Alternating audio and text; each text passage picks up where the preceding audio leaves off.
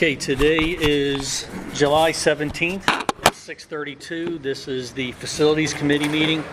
In attendance from the school board is Mr. Rathgub in his ex officio capacity. We have Mr. Kevin Strobel, Mr. Aaron Durso, and we have a member of the public here as well as a board member. And from the administration, we have Lawrence Small, Mr. Harris, Ms. Haynes, Casey Blankenbiller. Could you state your name, please? Steve Griff with Systems Design Engineering. Steve Griff from System Design Engineering, and Mr. Thompson, I believe your wife and a member of the press. I think that's it. So. Okay, today we have an agenda that consists of a discussion about the BEC masonry. This was a meeting was actually requested by Mr. Strobel, who has some unique perspective on it.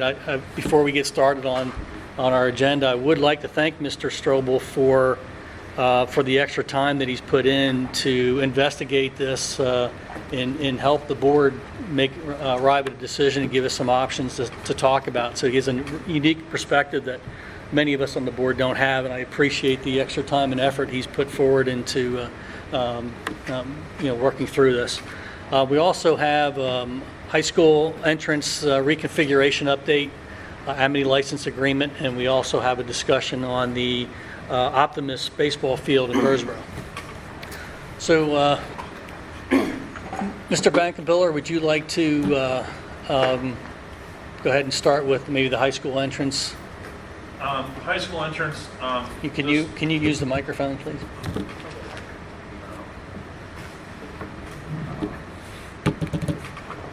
Oh. Just turn on, put it on talk. There we go. Okay. High school entrance. Currently, our cost is at $71,015.03.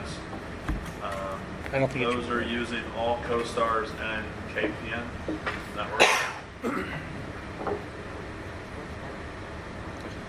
It's blue.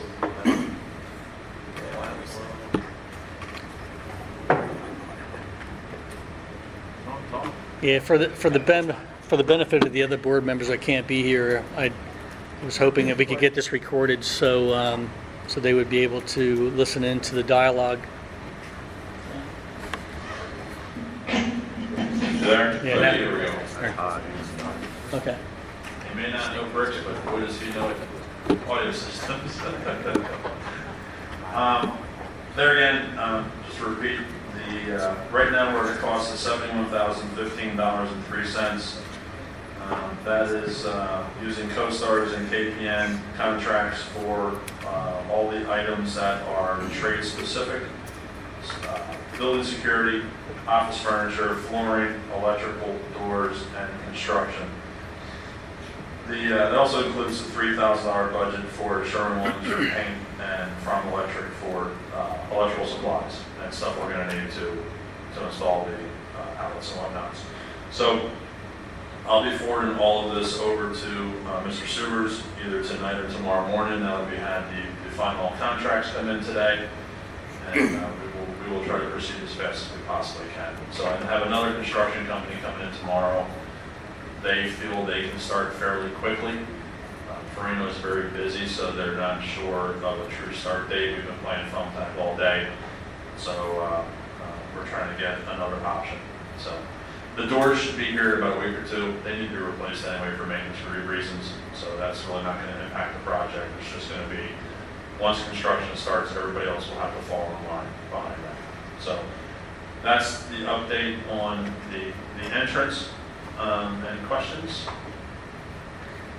Well, I guess it depends on the availability of a second contractor. I know Ms. McKnight was very concerned about having the project wrapped up in time for the start of school. I mean, that's still an achievable goal? Yeah, the construction is not a huge project.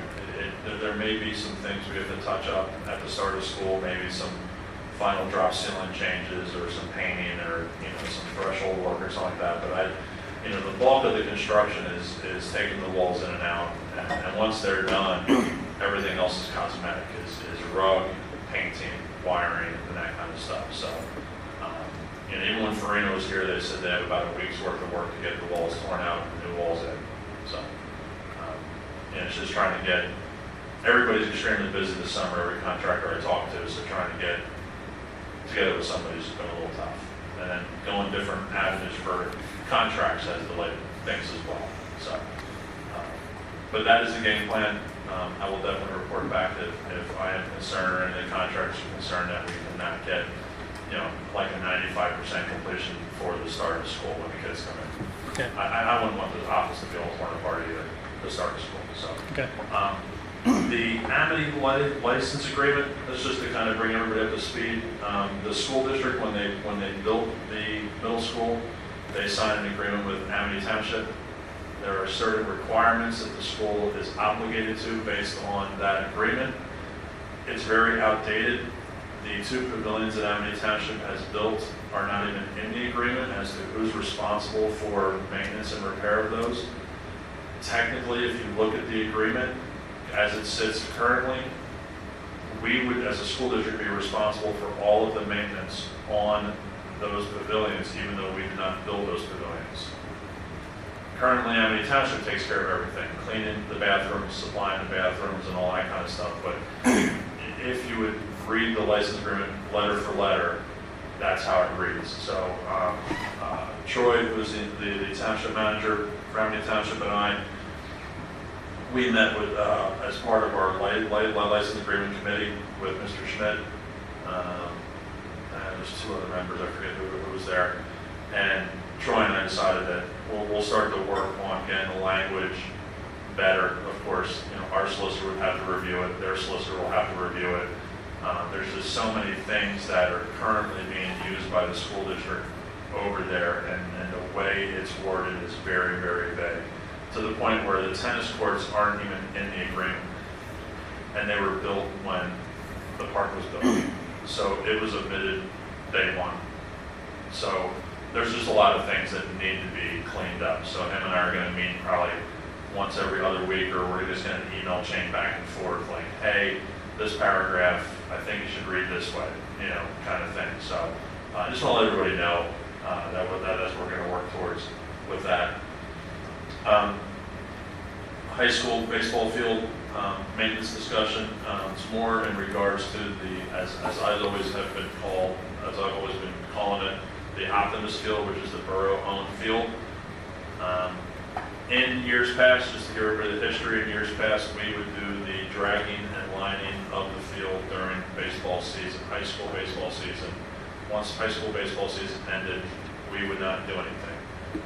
Was not aware until the other week when we met with the borough and the Parks and Rec Board that there's actually an agreement the school has signed with the borough, which states certain obligations the school district has. So they're looking at clarification as to what's the school district willing to either spend in upgrades or help with maintenance or mowing, a normal routine maintenance schedule and stuff like that. The real bugaboo of the whole thing is it's not even on the contract with GCA. It's not even listed with our outsourcing firm as a field to be maintained. So technically, based on the contract, GCA has no obligation to do any work on that field, even though it's a school district used field. They have drug it, they have lined it the last 2 years, ever since they've been here the last 3 summers. They've done it, no questions asked. But they are starting to follow the contract more closely, as we know from the middle school. And so you guys as a board are going to need to have some discussion as to what cost the school district is going to spend to maintain the field at Birdsboro if the school district decides to continue to use it. After talking to Mr. Schmidt, some of the options we threw out there, he loves using the field. It's nice having home games. The JV plays at the high school, the varsity plays at the Optimus Field. So the opposing teams come here one bus, drop some kids off at one location, go to the other location. It has the dugouts, it has the press box, they announce, they play music, the whole 9 yards. We do not have that at any other facility in our school district.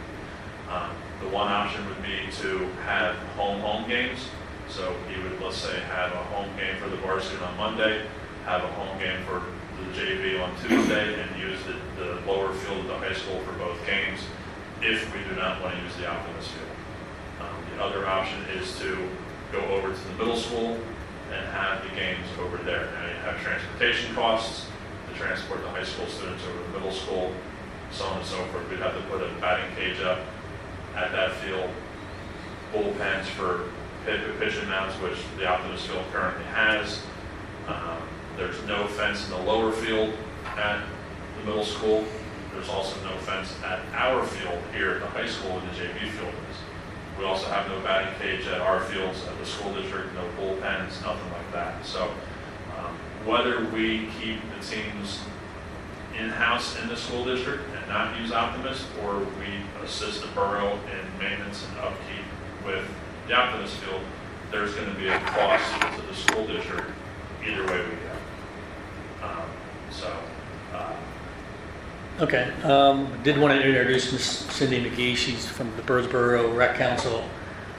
Please feel free to, jump into the discussion. I guess my first question is, the agreement that we have signed, I mean, we should, whatever it says, and this is the first I'm hearing that there was one, which we've run across it many times over the years where these legacy agreements have come forward and that we didn't know about.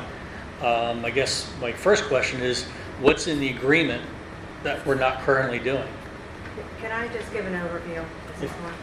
You're going to have to switch it to talk. It's on the side.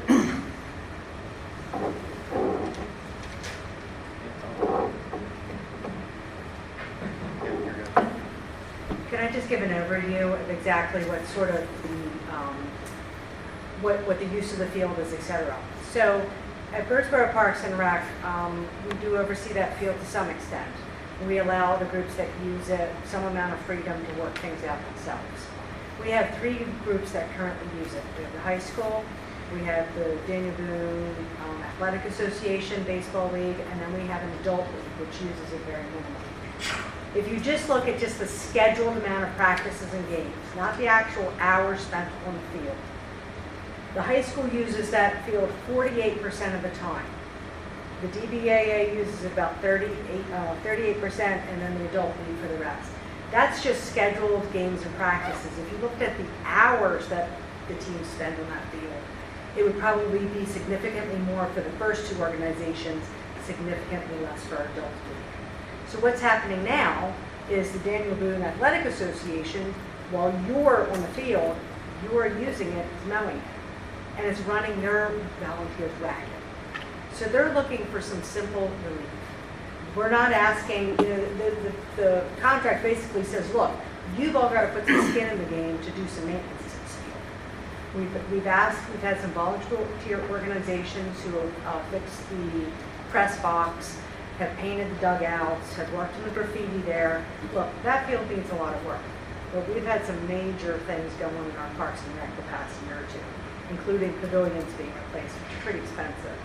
So we are working on maybe some funding from some other organizations. But the bottom line is you're sort of using it with really not putting a lot of money into it, which is not really fair for the other organizations who co-use the field. So really we're just asking for some skin in the game here. We're not asking to, go ahead and pillage the funds. Absolutely not.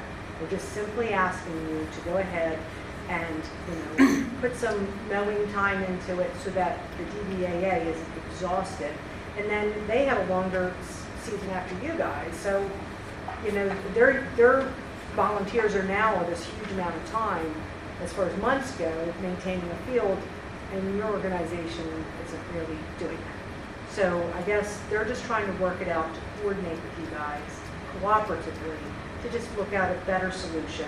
And if you don't want to use the field, you don't want to use the field. We have people who want to use that field. And we'll go ahead and we'll solicit those people. But we don't want, we love our kids being in our community. This is in no way, shape, or form meant to exclude them or to do anything else.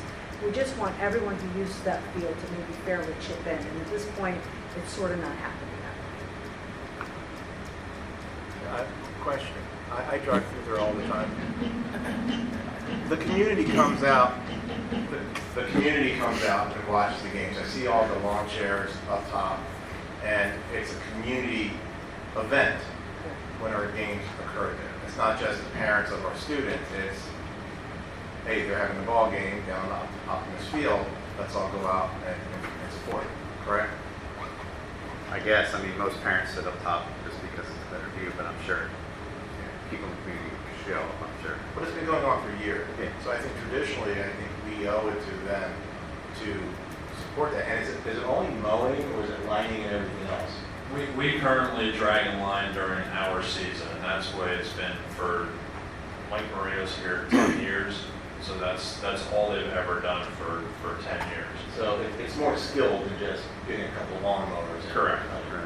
Correct. Yeah, they're real particular. I mean, at one point, there were some issues, and the borough said, we'll mow it, but we're not going to mow it the way you want it mowed. And that's why the baseball organizations kept doing the mowing. I know that it used to be the Coaches Association that keeps changing. They always would buy the infield dirt, but the borough would pick it up and haul it for them. And that gets pricey. So that Coaches Association has spent some money over the years. I know the borough's looking to get the netting fixed. We have some entities that are willing to contribute some money to help upgrade the field. And that is in the future Park and Rec plan to actually make that a better field. But a couple things have to fall in place before that happens. All right, so do we have anyone skilled enough to do it? Yeah, we currently do it with the staff that we have. The kind of the big issue was last year they had added field conditioner to the field, and there was a gentleman that kind of like ran the whole thing, and that's who I thought was our contact, because I wasn't aware the borough owned that field until we met, because I was always told it was the Optimist field, and he was on the Optimist board. So last year he said, don't touch the field, we'll take care of it. So we literally, I think we might have drawn the line that maybe for 2 or 3 games. So that's where a lot of the confusion came up in the last 2 years, which, you know, I'm glad we met with Cindy and Mr. Lopolusky the other week, and kind of, I now have a better understanding of who owns it, you know, because there again, I thought it was the Optimist group. So we can definitely maintain it. I have no problem, you know, making sure GCA does provide the service. It's just going to be at the cost of the school district that is above and beyond their current obligation to the school district. We could, I think we need to go back to them and since they're providing our service, renegotiate and assist them. I mean, I love tradition, so assist them Right.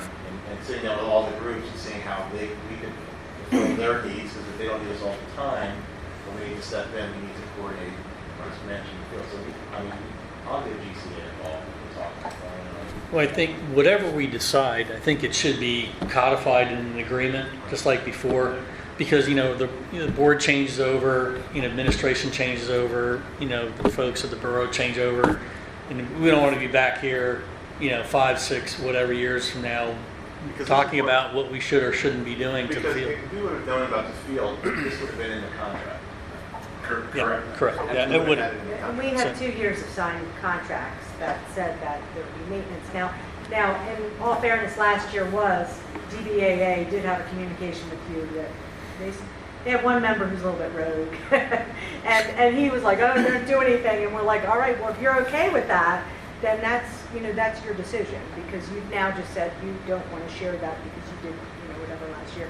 But this year, we really have the point where we just want it to look halfway decent. We want to put improvements in it, and we just want to cooperate so that you guys can still use it. As I said, we love having the kids there, no matter whether it be a rec group or you guys or the adult league. They all share that space effectively, so we're just looking for cooperation, and it sounds like some collaboration. And maybe in case once you get some solutions, you can meet with DBAA and Parks and Rec, and we can work it all out. That's good. Yeah, I think, I hate when you get these, you get these ambush things that happen that you like, well, where'd this come from? And this is one of the situations where, Wow. I mean, you had, an agreement, and we weren't following it, and there was conversations of, well, we'll do it, And then people say, I always volunteer for something, then it becomes, wow, when I really do it all the time, it becomes more of Right. Well, more of a chore. And I do think there's a member of the DBAA who is really getting to a boiling point. I was like, you got to dial it back because we're not really coming to the table creating meaning together. So this is a great first step for us, and we appreciate that. And we look forward to some solutions. I think going for our help, it would be good to know, obviously, no one's mowing it between November, most likely, and in March. I don't know. And then you probably do what is the actual scheduled maintenance in totality? So it would be helpful then if you're having that discussion with everyone. So I think that's where we brought DBAA in, because they do the majority of the maintenance. The adult team sort of comes in and helps as needed, and then the high school is done here and there. So I think maybe if we all came to the table and just created that schedule, I would feel better about that too, because we're like, this is what our expectation is in a normal, field use. This is what we can all contribute, and no one then goes away feeling like they've been, Sure. And I think it has value to the district also, because as a condition to use the field, we're going to do certain things. So that can't be held over the district, in the future for whatever reason. right. And We want to it's make, valuable to our borough. That Sure. right, and the borough has, it's a weird thing when, it's borough owned. It's called the Optimus Field. When you look at it through Google, it's called Berks County Park. So it's very, I think too, that, with some coordination, if you guys are ordering infield dirt, and they're ordering infield dirt, the borough could obviously, deliver that too. I know you guys pay for that. So I think there's ways we can all work together to cut costs. Yeah. And we've done that before for DBA. I don't know why we would sure. extend that same courtesy. Certainly makes sense. Okay, so the board members, are we in agreement? We'll allow the administration to work with Parks and Recreation, come up with a schedule, what we're responsible for, define a definition of what we're responsible for, a contract that we can point to that's actually recorded, and we have it here going forward, something that we would have to agree to, and then propose it to the full board with a cost. Because like Mr. Harris pointed out, we would have included this in the GCA contract had we known about it in the beginning. So, okay. Thank you. Mrs. McGee, thank you for coming out tonight. You're more than welcome to stay. We're still going to talk about Birdsboro next and the masonry issues we have there, so it may interest you. Okay, But you're thank you. free to stay or go. Thank you, appreciate that. Okay.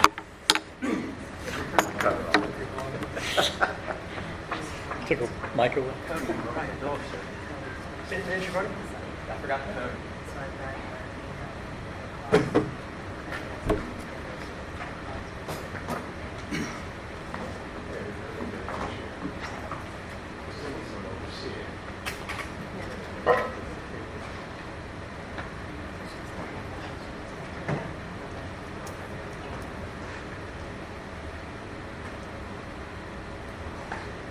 I'll speak loudly.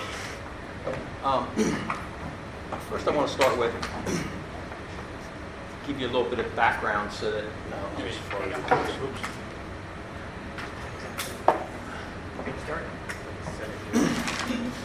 a little background first. I was a foreman, not a bricklayer. I was a bricklayer, but I was a foreman for a large commercial bricklaying outfit in the Baltimore area. And we built multiple schools, Stelmar's Hospice. So I wasn't just a mason on the wall. I was responsible for blueprints, ordering all the material, making sure the construction process was accurate and whatnot. It does not make me an engineer. It does not make me an architect. But I've stared at this stuff for quite some time. So when I saw the presentation, I saw a lot of merit in trying to make the building correct. And then we got a price of $2.9 million. And looking at the budget, we decided, hey, what could we do differently? And so the second phase of that, what could we do differently? And maybe I misunderstood it, but I heard divide by 4 or 5.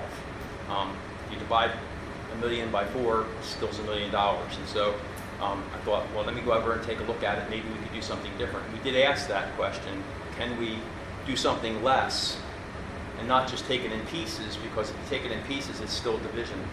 You multiply it out, it still ends up being $1 million. So I walked over to see what could we do to button down the building with inside of our current budget contracts constraints to see if we could at least stabilize the building from getting water into it and having the masonry deteriorate some more. And so I walked around the building, and this is what I saw with Casey when we walked around the building there.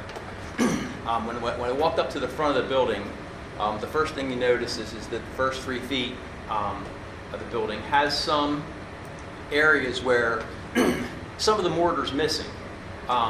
It's not extensive, but there's some mortar missing in that first 3 feet area, and it could be repointed. I don't think it's in all cases structural where the whole 3 feet all the way around would need to be repointed, but I do believe there's some areas that if we had a masonry company come in and just specifically look at those areas, add it up, and determine where we needed those areas to be repointed. What was my thought? And I went all the way around the building and I snapped some pictures for some things that I could see. And as you can see down the bottom section there, I don't know if this will let me do that or not. Right in this area here is where we're talking about mainly. The rest of this area up in here looked like it was in pretty good shape. Now there might be a spot here or there where it needs to be done, but I think again, we're just talking about repointing. I didn't see not one single wall did I see bowed except for in one area on the one corner, and I took a picture of it. So again, we're talking about repointing. And certainly all the expansion joints should be removed and put back in, because what I was told, and when I went over with Casey, most of the damage that we were looking at on the inside of the building was water. So water's getting in the building. So it's coming in from somewhere. And so water takes the path of least resistance. That's what I've been taught. And so it's coming in, and the expansion joints are just degraded. They're deteriorated, and they should probably be ripped out and put back in. When I looked at some of the weep holes are what they have, they put right at a course where there's flashing. And I believe that the new flashing now has what they call end dams. We never had that in many of the years that we were there. We put flashing down, put the bricks on, and you put a weep hole in. Sometimes it was a rope, sometimes it was a piece of plastic. In this case, it looks like it's plastic, but it's clogged. You can see not a lot of water coming out of that. Now, I did not take anything and penetrate that to see if that maybe, and it could be, I don't know.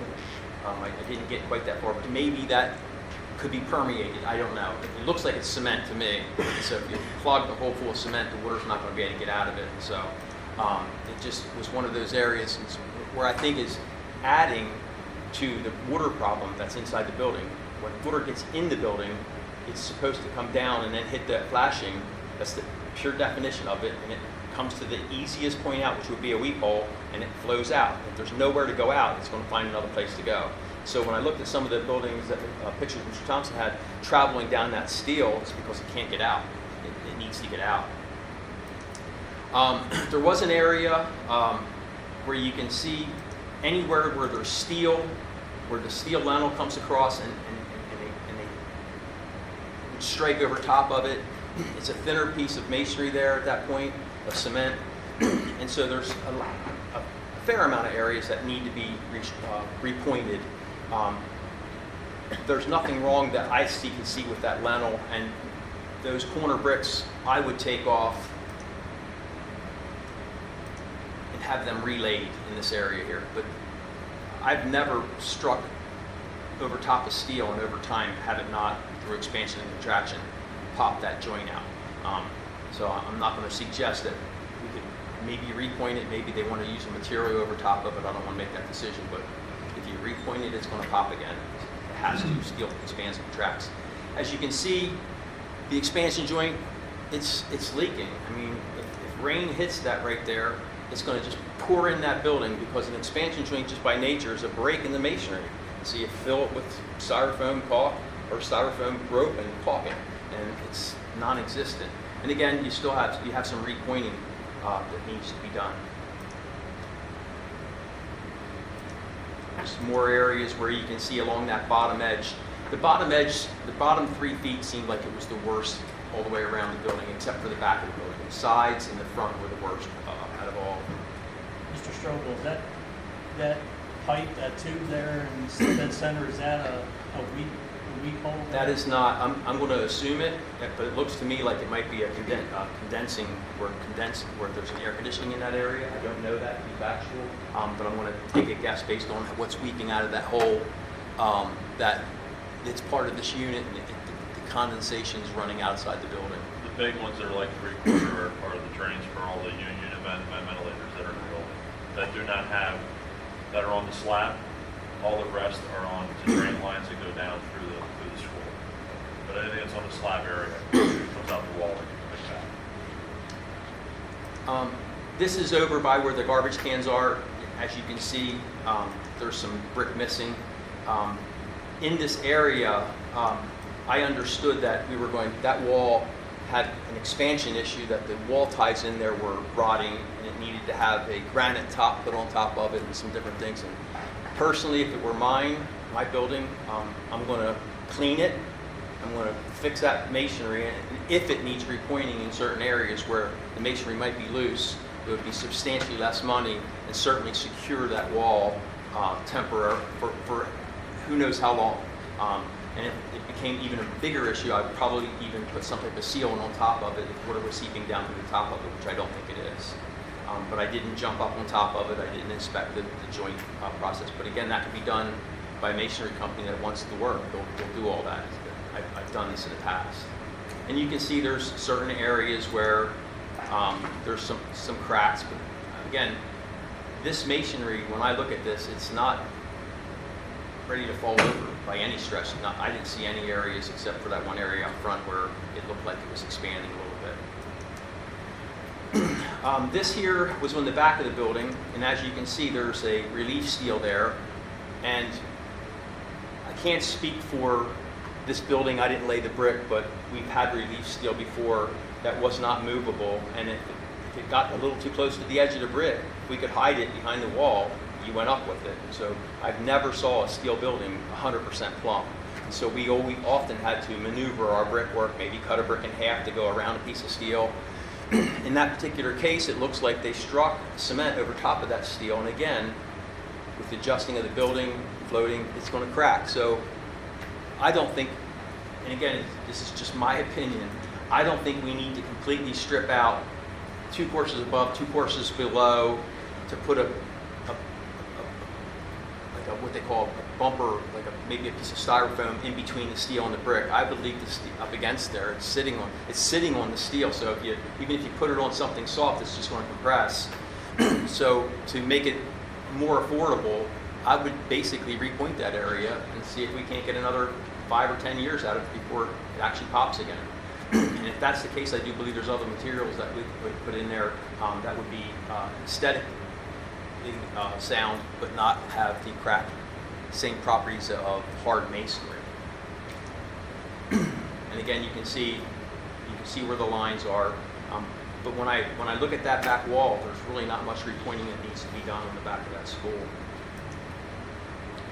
This is the areas where there's no surprise that this was an area where water is getting in the building. We're on the left-hand side when you're facing the building now, and the bullnose block were cracked on the inside there. And it's not a surprise at all that there's water pouring in there.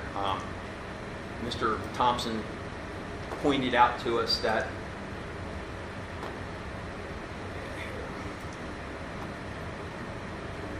in these areas where the weep holes are, and I have a closer picture, this piece here actually goes above it.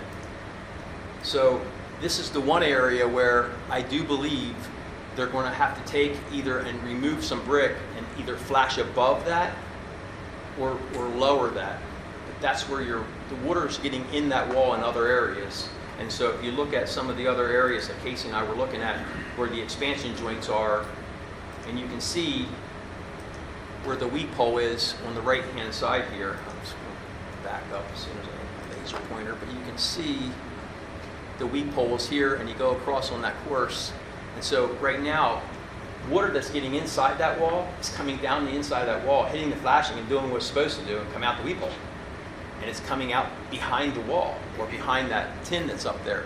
I didn't tear it apart to look at it, but again, it can't get out. So my recommendation was why don't we take and seal the building in all the areas where we know water's getting in, and then give the opportunity for the water to get out of the building, and then take a breath and see how much more water's coming in the building and in what areas where we might have to take a more extensive approach. And so it's like a step approach. Step 1, seal the building. Step 2, let the water get out of the building. Step 3, we might have to do more extensive work if indeed those remedies don't take hold. And if, again, as a mason with my company, that's what I would recommend doing. And again, same thing. In this area, there's no weep holes. There's nothing. There's not one weep hole in that course. And so any water that's getting in the side of the building, and I'm not surprised that that's the side of the building you're having all the issues with in terms of water, there's no way for the water to get out. And so in this area, these courses might have to be removed where that relief steel is and the flashing's supposed to be and redone, but it's not as extensive as we originally proposed. And again, you can see there's no surprise that water's getting in alongside that window and where it's cracked. Now, every time we've ever put steel across a window, sooner or later you're going to have some movement and things are going to adjust, and so that's a natural crack place. And so I'm not surprised at all that it's cracked above that window right there, and it's probably leaking in down here. Again, there's no place for the water to get out. All the water that's getting in can't get out. Just to show you some of the lower brick there.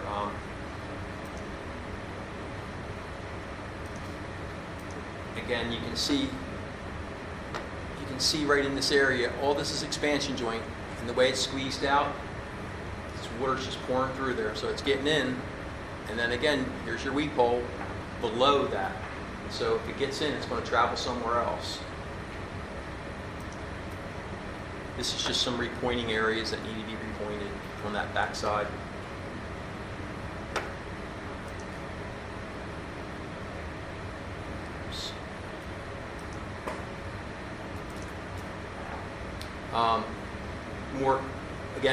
More expansion joint along the windows. Water's just seeping through there like a sieve.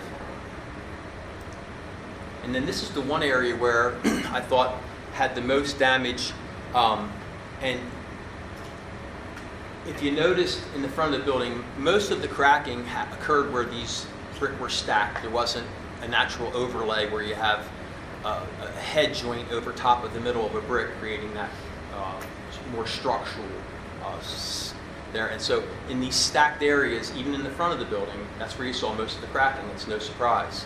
This is the one area of the building where I felt like it has been damaged long enough to where water has been getting in there and freezing and thawing and freezing and thawing and starting to push it out a little bit. And I would probably take that area down and redo that area. Mr. Strobel, Yeah. can you orient me of where is that? When you face the building, to your left-hand side, go all the way to the left of the building and turn the corner just by about 4 feet and look straight up and you'll see that corner. Yeah. So it's the back left-hand side? It's the front of the building. Like you're just Yeah, in the front of the building to the left-hand side. Okay. Just walk all the way to your left and then just walk down towards the back about 4 feet and look straight up. That's actually, this edge here, this front edge is the front of the building. But that was and again, as a mason, I had 50 bricklayers working for me. I didn't walk around with a plumb rule and check every wall. So over the years, you get good at sight lining things. And so you would sight line to see if there was bulges in walls. I'm not going to tell you that I sight lined 100% of this building. I did not have the time to do that. But what I did sight line, I could not find a bulge. And I asked the engineer that was here last time when we were talking about the wall ties that were rusty. And to me, they came out of my truck rusty. I mean, I wish I could have had a picture of what we would take them and sometimes have to break them apart. They were rusted together when we put them in the wall. But I asked him if he saw any evidence of any walls bulging, and he said no, that he did not, but he said it happens quickly, and I don't disagree with that, but I'm not seeing any evidence right now, and so my approach would have been, if we had the money, great, let's fix the building, do everything we need to do, but if we didn't have the money, let's take a measured approach and take steps towards securing the building and that asset and making sure that it's sound. And so this was the one area on that building that I think we should probably have replaced. I did not walk across that roof and check any of these areas, but I believe that there's some flashing issues there along that edge. From what I understand, the weep holes are below that flashing again. I did not inspect that. So that's what I found when I walked around the building. So my idea was, because of the dollar constraints that we're faced with versus a division problem, divide by 4, take sections and do all the work, is to take maybe a measured approach. That's my presentation. I have a question. Yes. The area where we have the bump outs, Yes. where we first, well, where I first, it was obvious to see when the windows were breaking, framing.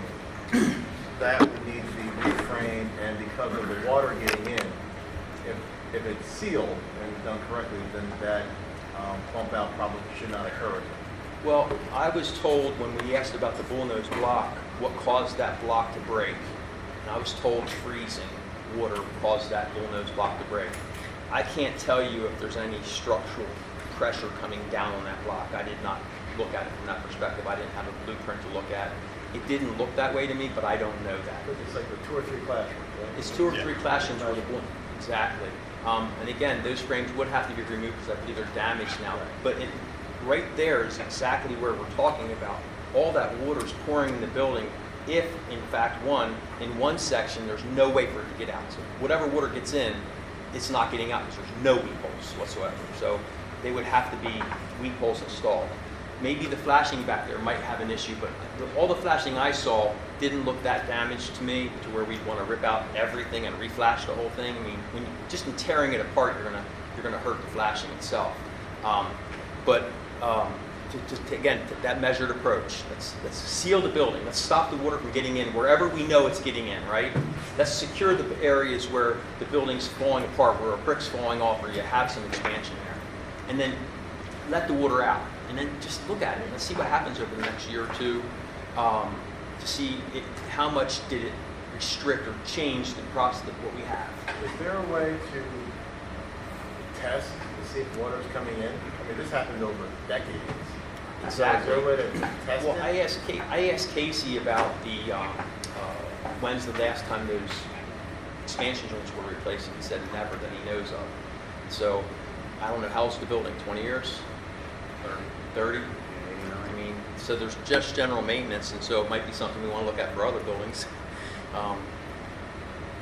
That type of caulk gets heated up and cooled down and heated up and starts to harden and crack and needs to be replaced. And so once water starts getting in, it's like a little crack in your wall, your foundation. It starts to make bigger and bigger waves.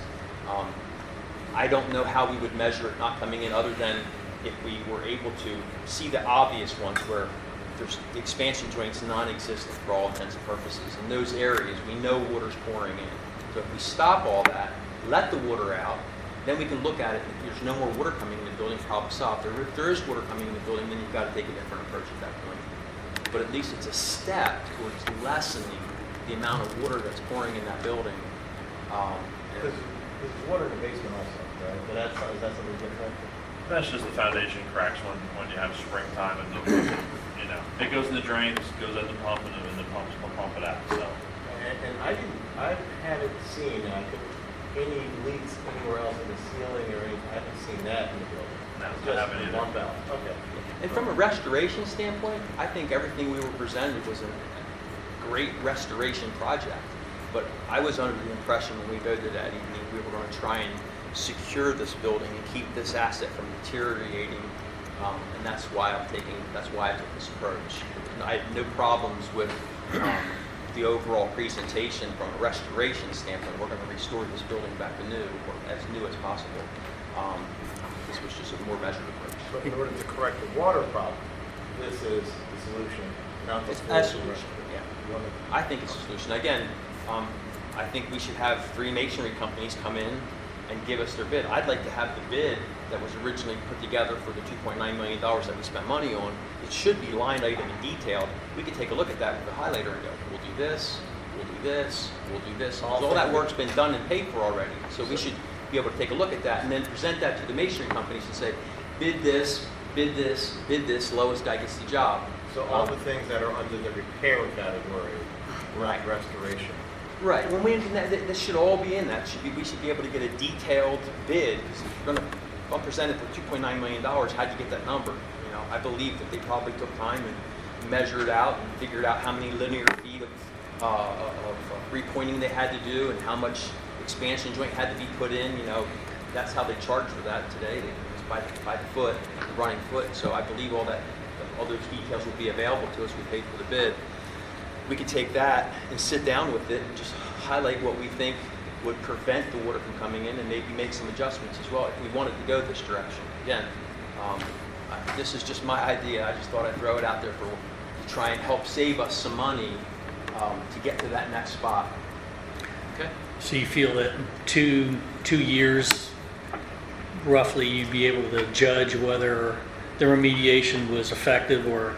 And the reason I say that is because I don't think Birdsboro is going to be unutilized forever. Right. I think eventually we're going to have to reuse it. And, part of the justification for closing it, with the enrollment was that we would have savings for in that building that we would be able to apply to the building. Right. And at that time, we were looking at, the heating and ventilation controls, which is very pricey, and the ADA, the heating and ventilation also solves the moisture issue we have. But now this was a total out of left field. And I think keeping the water out is going to drastically help the moisture issue that you have well, there. yeah, but I agree with, and I want to thank you for everything you did. You went way above your capacity as a board member. I want to make sure we're doing the right thing because I think we have a finite amount of time to get the building rehabbed and ready as much as we can afford.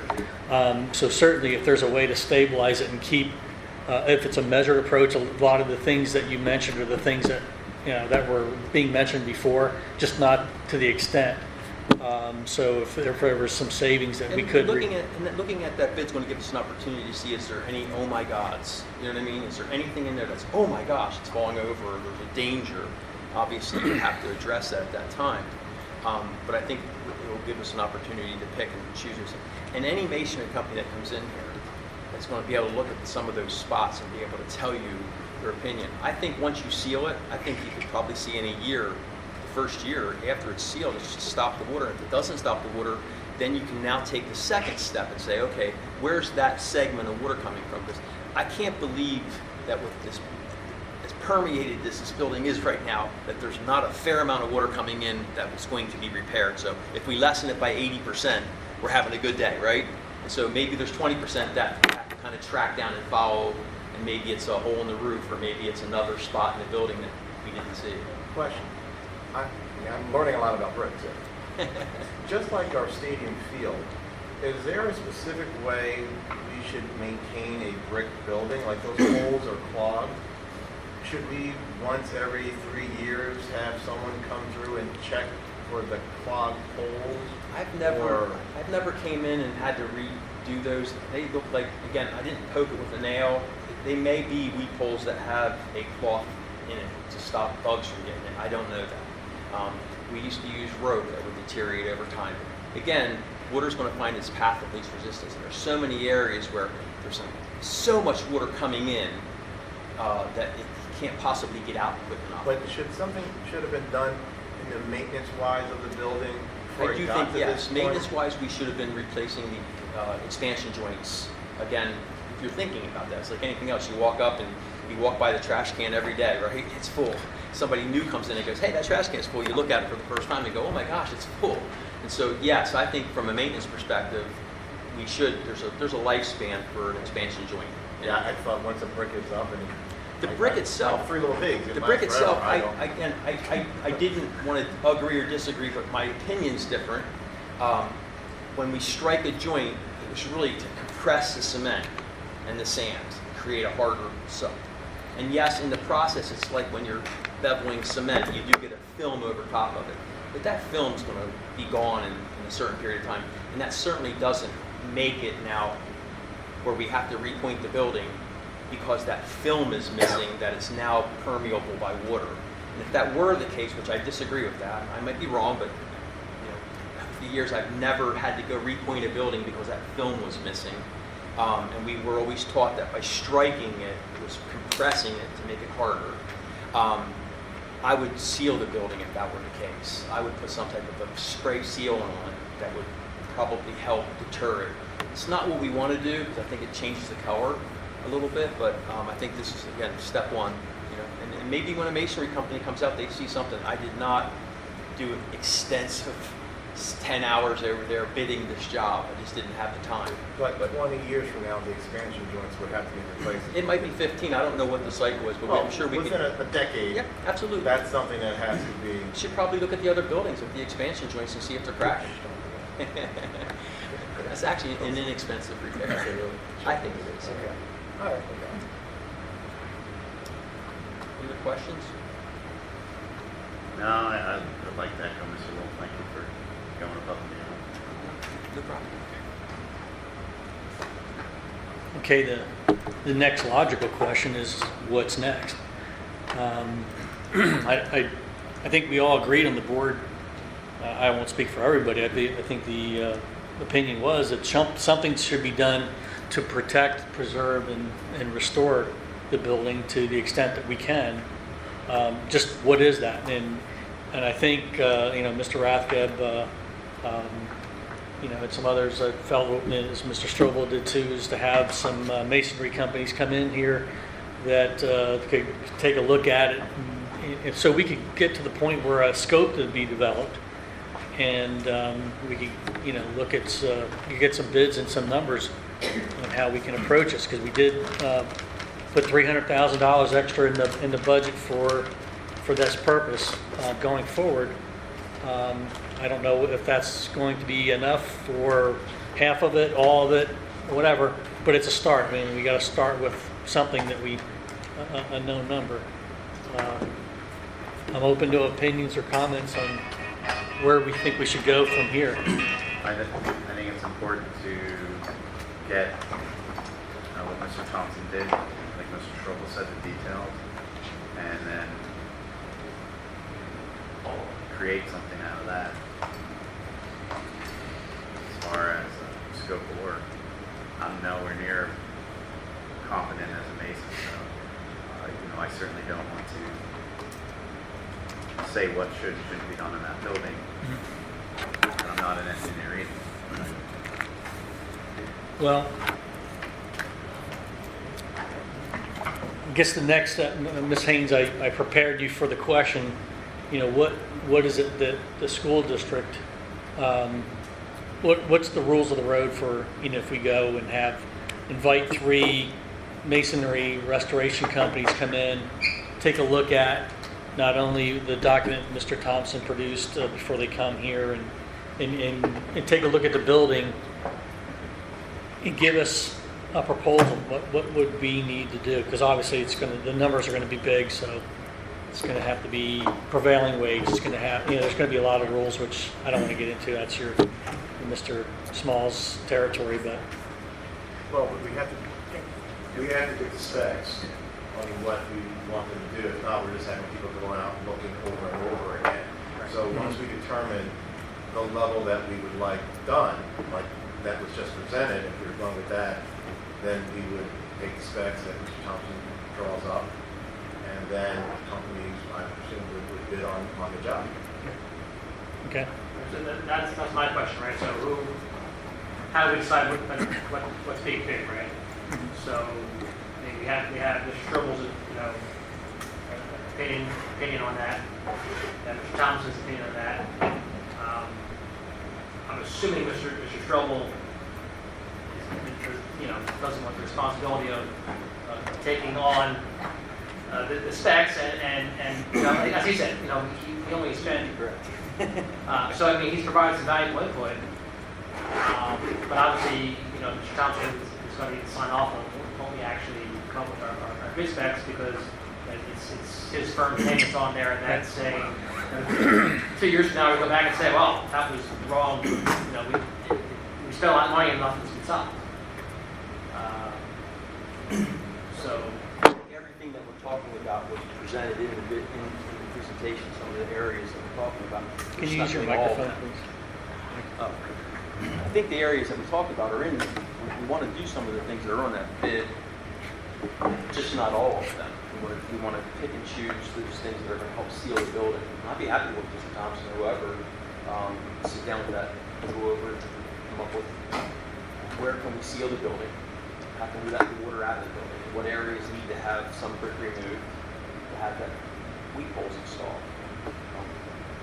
That's fair. You know, I mean, I don't have a problem doing it. I'm not looking to change everything that was there, other than I think we need to bite it off in small pieces so it's important for us. It might be enough to get us by 5 years. Maybe not. So we invited Mr. Thompson.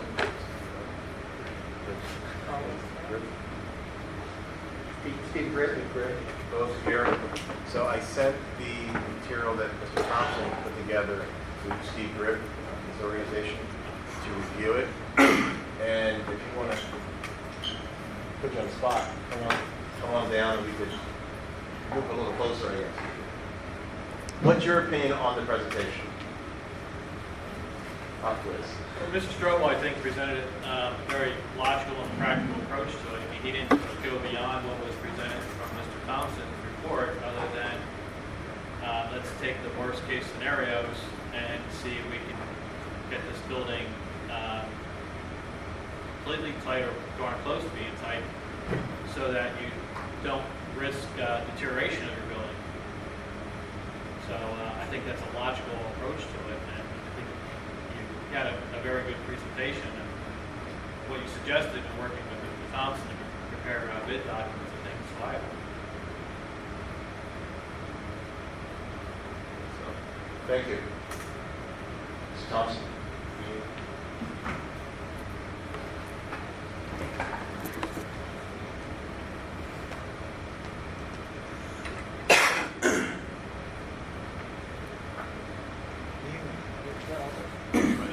Oh, it is.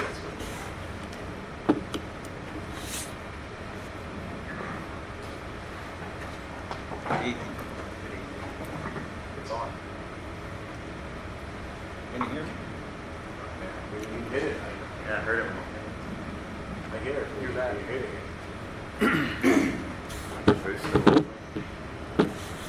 Here we go. All right.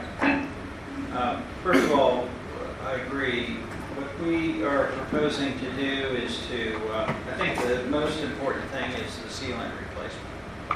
So that was first and foremost, but I would point out the estimate from Whitmer to replace all of the sealant on the building was $143,000 plus off costs. So that's a pretty good chunk of the 300 is just the sealant replacement. And then the repointing is same thing, was selective repointing, selective rebuilding, and just picking the areas that are the worst of the areas.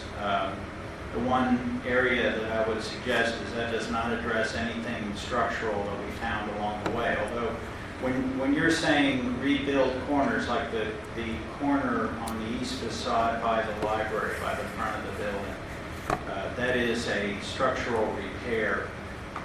The other issue that I didn't hear in your report was the structural engineer echoed. There were two structural engineers. One of them was the insurance company that came in on a possible insurance claim. I forget the name of that company. But that was before we looked at it. And that structural engineer and our structural engineer, Carney, both had the same opinion, and it wasn't from Frost. It was from insufficient number of expansion joints on that long 3-story facade with the kindergarten bump outs. So that was another area, is to take a hard look at that facade in particular. And if we're going to go to the expense of rebuilding those kindergarten bump outs or replacing the window frames, is we should solve that expansion problem, which might entail adding a couple of expansion joints, vertical expansion joints, just in that area. That seems to be the area that is the greatest need, and that's also we'll have to anchor the edges of a new expansion joint. So there's going to be a little bit of re-anchoring of the brick in certain areas. So I am in complete agreement, and what I discussed with the administration was submitting a proposal so that at your voting meeting on August 13th is we're ready, we'll exchange proposals with you. That'll give you an opportunity to look at our proposed scope of services. Then we would prepare base drawings of the building and typical details, and then that would be the time when we would, again, I think that that's a good time for you and I to walk around the building and say, are these the right areas? Did we miss anything that's pressing? Do we have too much? Do we not have enough? We can structure the bidding so that we can put some protective alternates into this. So we can put some stretch goals into the bidding in a way that can protect your budget. So if we have some things that are highest priority, that are base bid, and then if there are some things that, if we have the money to do it and the bids come in well, then we have some stretch goals in the documents, then those we could do as alternate bidding so that the board will have some flexibility on bid day. It won't just be, we can't afford this, redo from start. We're up against the fall construction season anyway. Is by the time we get approval to do the work and then get the documents in the hands of bidders, it's going to be close to winter. So that's my other concern here is once we kind of sequence this out, because we've got a bid over 3 advertising cycles, it usually takes 2 or 3 weeks to do the bidding itself. So we've got probably a couple of months after we have a notice to proceed to get the documents on the street, and then it takes us about a month to get the bids back to the board and make a decision. We've got to hit a board meeting, maybe we need a special board meeting in there to get things moving. But if we look at the schedule between now and when the snow flies, we're tight. Can I ask you a question? The bid, do you utilize pen bid for that? Putting it out on pen bid? Yep, we can.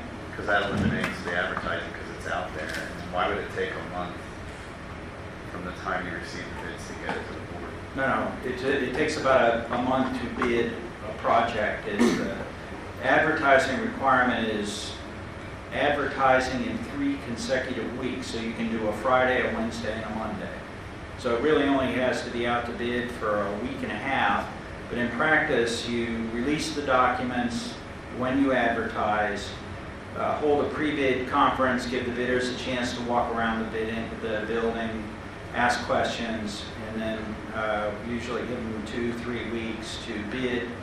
They submit the bids, sealed bidding, and then we tabulate the bids and bring the results back to the board with a recommendation on, are there alternates, are we recommending accepting alternates, and how do we fit with how did the pricing come in compared to Whitmer's estimate?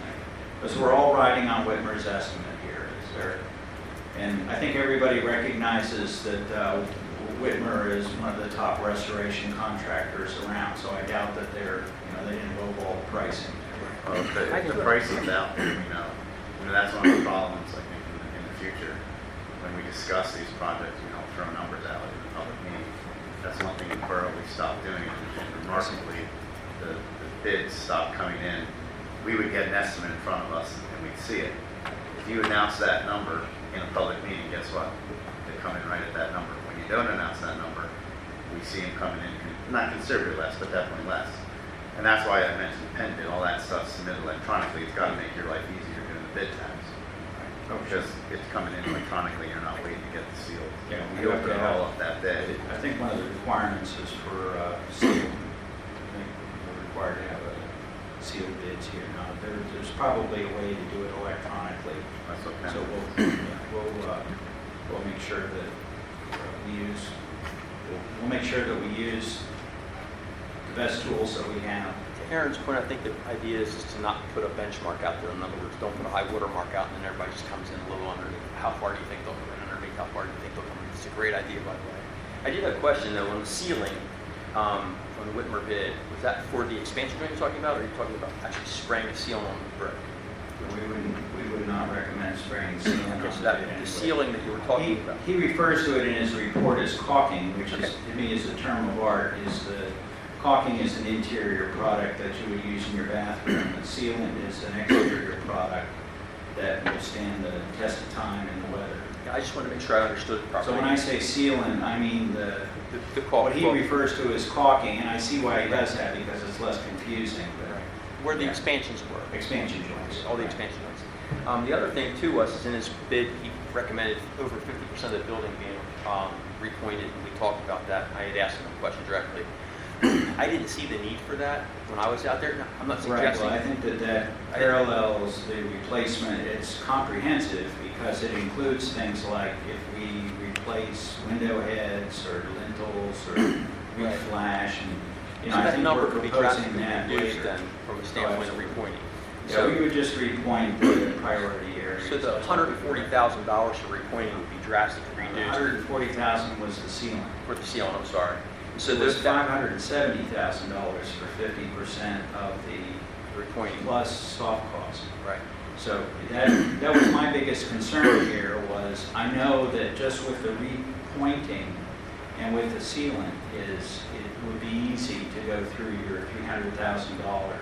Sure. So it's important to prioritize in the bidding documents to make sure that we can hit that 300,000 number for sure.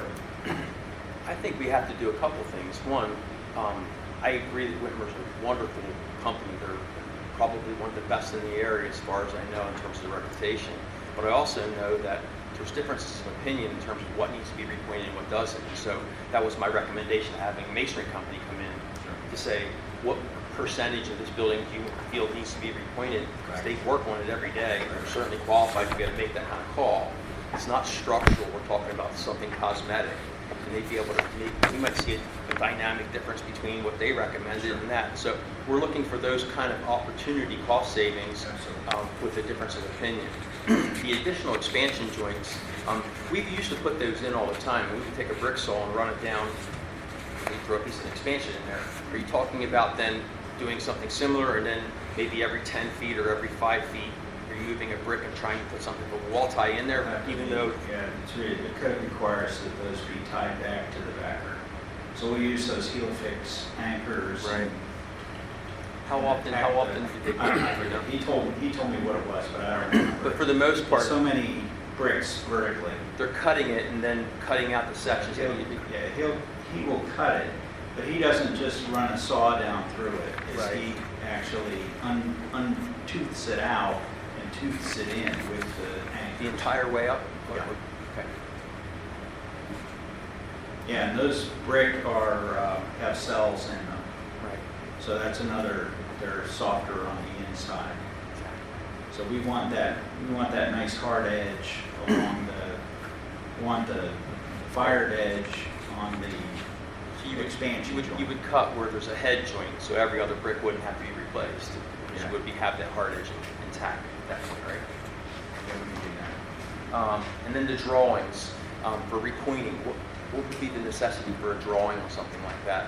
Or would they just be To specific identify in the those? areas. Yeah. Pardon? Just to identify To identify the So we areas. have the existing building drawings, so it's not a huge exercise to prepare the drawings. And I would say, another area of flexibility here is when we did a project like this, is we would identify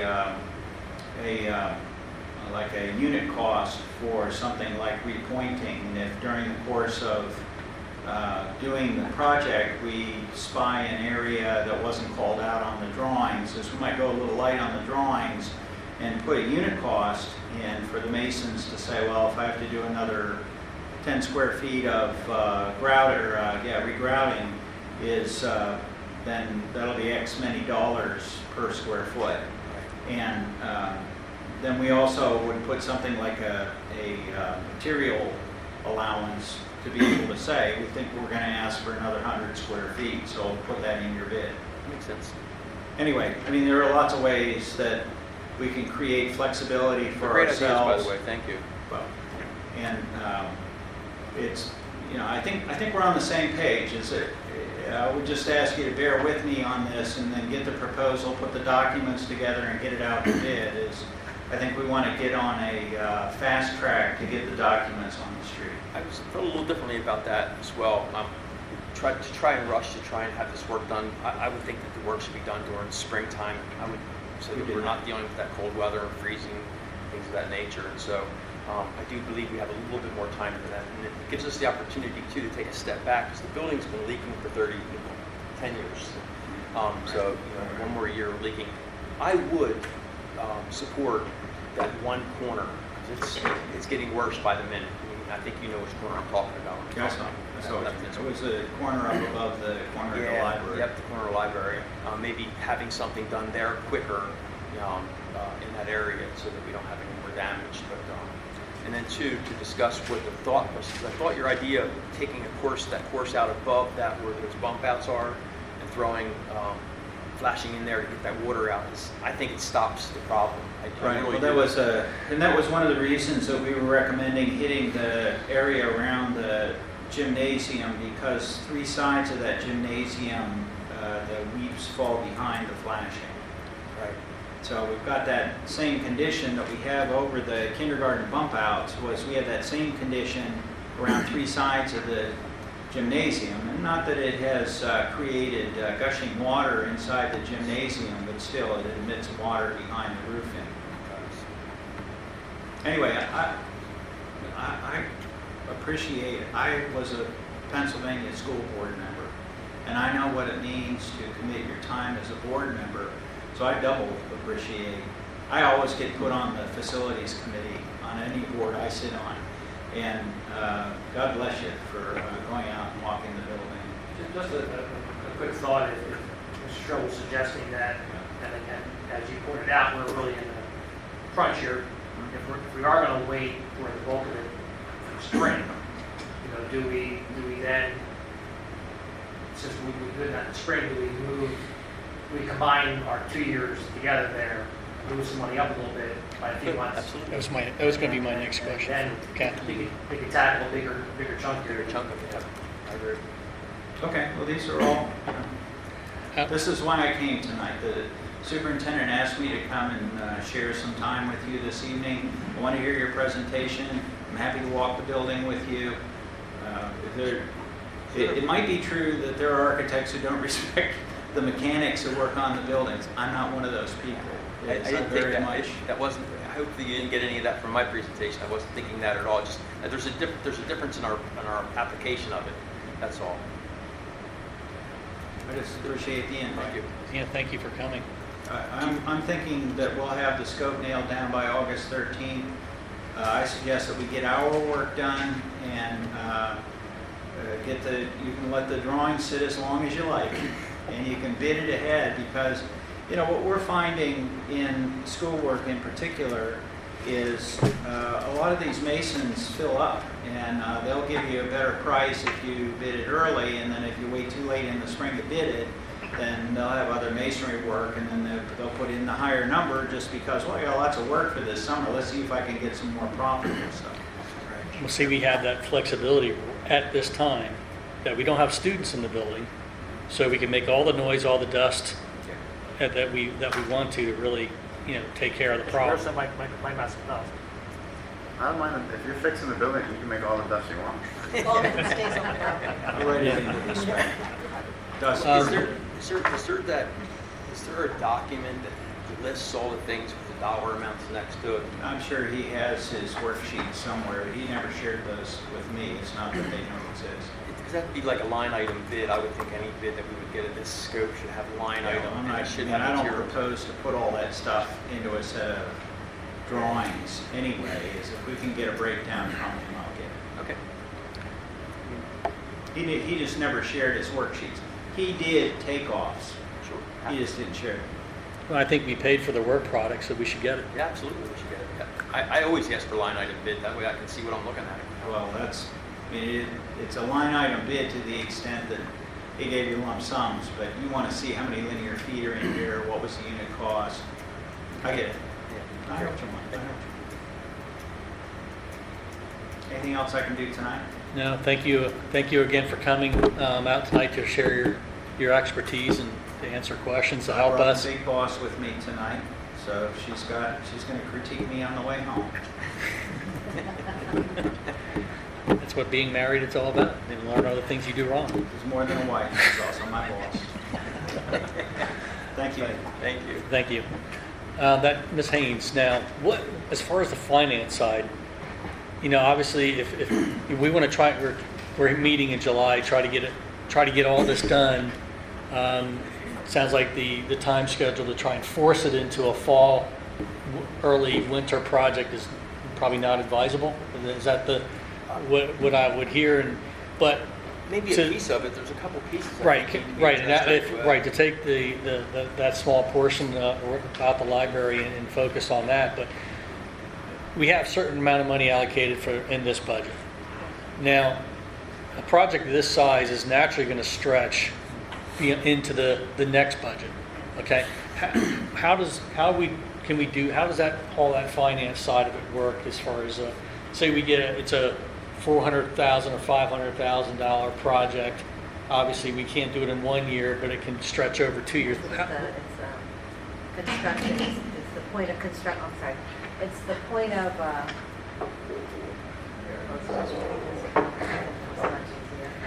it's the point of completion. Okay, When the auditors come in and they look at it, which year it's supposed to be, and it's what point is completed, and that's cost gets recorded in 1 year versus the other. okay. So, Can you accrue dollars from 1 year and push it into the following year to be spent? I know we put in Well, the budget for this year. it's- so we it's would- all upon the completion is when the actual, what you can do is you can have a special fund where we assign funds to a specific, like we did for pizza. You could do something like that, couldn't you? You have more flexibility with your capital projects fund than you do with the general fund. Right. So yeah, just putting it in the capital projects would probably be better. But they're gonna base the expenditures on what part of the construction is completed. Okay. CIP. We can, but it's CIP, it's what they calculate, what part is completed, and that's how they do it. Okay. Because definitely what we want to do is make it, start this process earlier, which we're already a month earlier because we normally wouldn't meet in July. So, to move it along, if any other board members have any other questions or comments about it. I just think if we bid it in December or whatever, Okay. I agree with Mr. Thompson, we're going to get more competitive pricing. We do that with some of our paving projects as well. We get them before they're busy. Now we have Ms. McGee and another member of the public out there. Any public comment? All right. So I am assuming that the board facilities committee is recommending to the administration that we move forward with this plan to generate the scope documents to get bids on the work that we need done. Okay, we're all in agreement? Okay. Are there any other items to discuss? There is. Pointing you. Oh, I've got it. Thank you. And while you talk into the mic, you're and tell me. Warren and I, over the last few months, have been meeting with a church group, Mr. Blankenville, no relation, I believe. And I brought this up when we were at the BCTC Center. We met with them, we proposed a rental fee for the new church of Birdsboro. They want to move their church into the building. They would like to use the gymnasium, cafeteria, all the space to the right when you first walk in the classrooms that are over there. We also talked about long-term possibly purchasing the building and converting it into a church community center. Right now, though, they would like to get in there, and they also mentioned doing some light maintenance and upkeep themselves. So we proposed $1,500, right? $2,000 a month. They countered with $1,200. Well, I was going to. I personally, obviously, I know them well. I think it's a good use of the building. We're not using it as a school. I obviously would be a strong proponent of using it as a church. I would like to see that number come down a little bit for them on a monthly basis. I mean, it's good to have a tenant. I don't want to gouge them. I think it's good to give them a chance to, maybe, get on their feet. It's hard to take a congregation that's currently outgrowing a building, move into another building. You have duplicate expenses. I would be in favor of actually taking that price How many down. members? I don't want to misquote besides the Devon's Church, but Maybe you can stair step it. What's the name of the Gross. organization? well, What's the name of the organization? it's the. Are we allowed to say it? I don't know. It's the Abundant Life Assembly of God Church on Second and Walnut. Used to be the old ECC Yep, Church. yep. They do a lot in the community. I've taken them through the building a couple of times, they seem really nice, really genuine people. It's a matter of getting them established. They're trying to build more, and they have loftier goals than what they're doing now. I'm all for them. Like I said, they're really nice people. If we could do something towards them, that would be great. Like I said, I brought this a couple months ago when we were meeting. He called me this afternoon again. I know we have facilities meeting. This is the last shot before we start bringing the lawyers in and drawing up paperwork and things like that. And I wanted to know what was happening with the construction. But once again, they're really nice people. Whatever we could do for them, I think it would be really nice for the community. And they're genuine. They're not just people window shopping. They really would like to move there. They mentioned doing some of the maintenance. He said they could replace the roof of the boiler. However, I'm sure Both those are lawn replaced care- and under warranty. well, I'm sure the lawn care, painting, keeping it looking attractive outside, you mentioned relining the parking lot, doing things like that, which goes a long way. So, bring it. I guess, Did they have a term? I'm not sure. Like I said, I had some preliminary, but that was a while ago.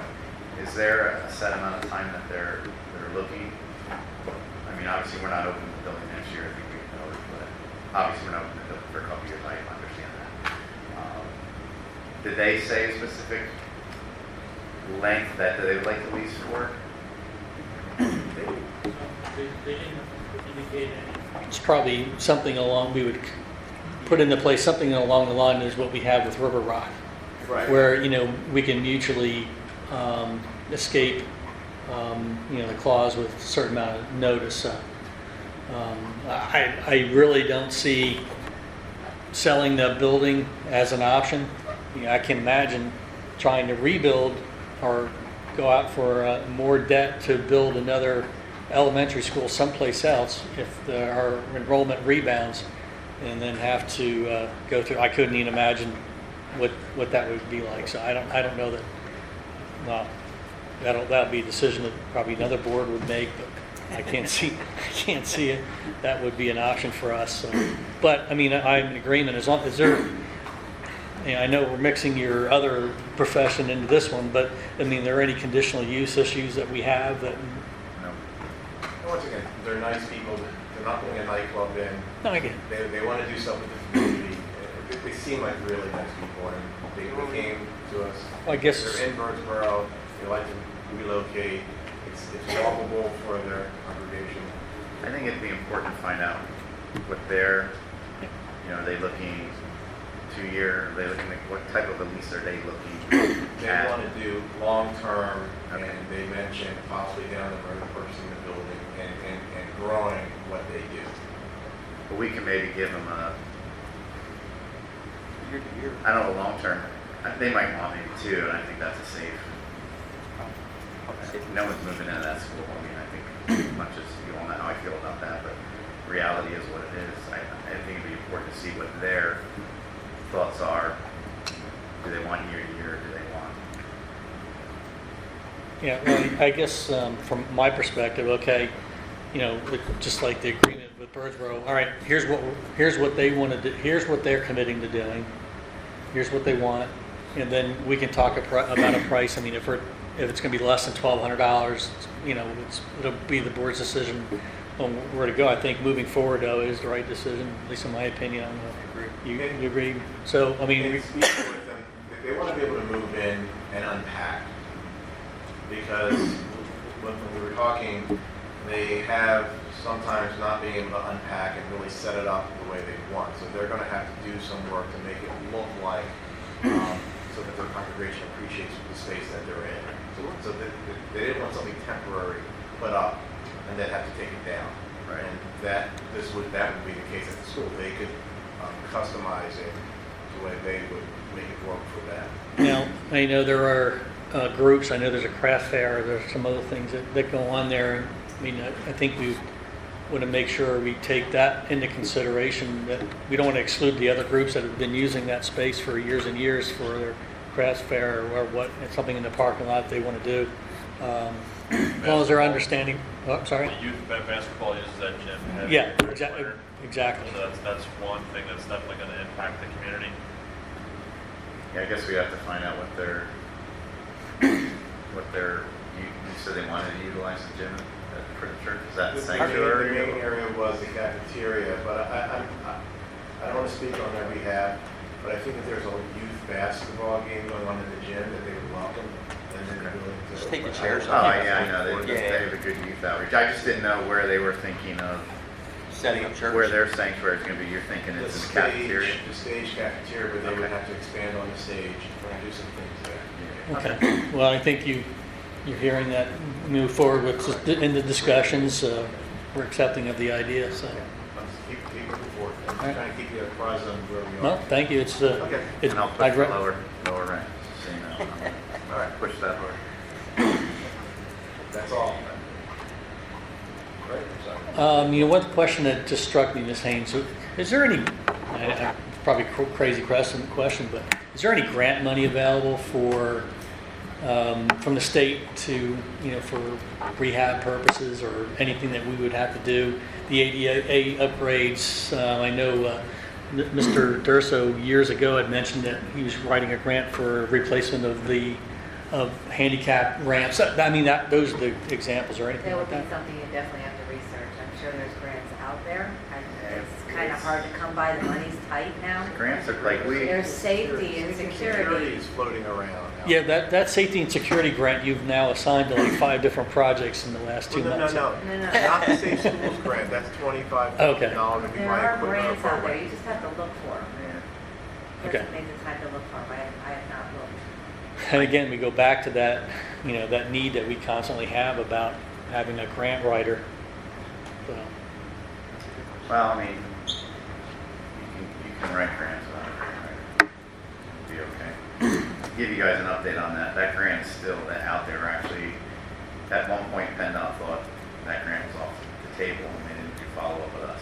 But we have been since we're pushed against the deadline. But Borough still submitted all documents, so hopefully we still get that, and all the ADA ramps around that whole area would be replaced. So when the school does open, that would be one less issue there. okay. Anything else? Any board members? Members of the public? All right, meeting adjourned at 8 o'clock.